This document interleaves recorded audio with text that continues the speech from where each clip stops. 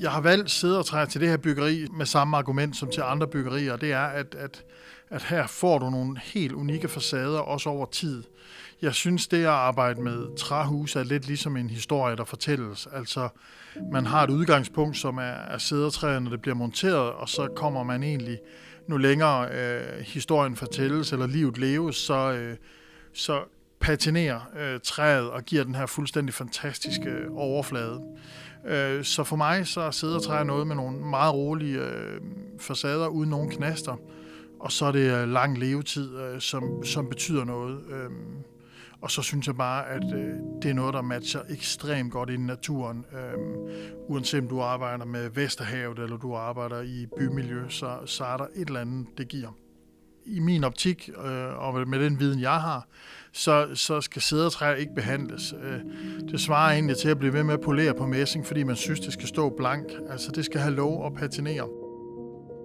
Det cedertræ, vi har her på huset, er 100% PEFC-certificeret.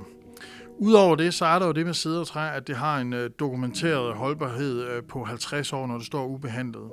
Og 50 år på en træbeklædning, det er fuldstændig fantastisk.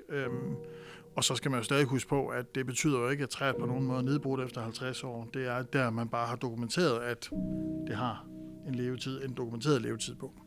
Så vil jeg sige generelt, så når man arbejder med træhus og træbyggerier, sådan er det med mange ting, men for mig og alle de træbyggerier, jeg arbejder med, så er det vigtigt at have en samarbejdspartner, hvor at du kan spare med dem og få råd og vejledning, fordi at vi kan ikke være eksperter i alle ting.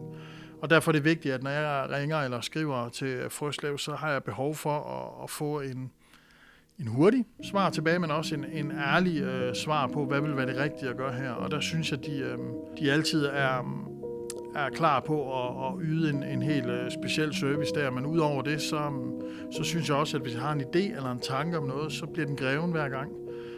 Så man har mulighed for at også rykke sig en lille smule og måske udvikle eller arbejde med et produkt på en anderledes måde, end det reelt set var tænkt på. Men så der synes jeg, at Frøslev er for mig sådan den lige vej til et godt projekt.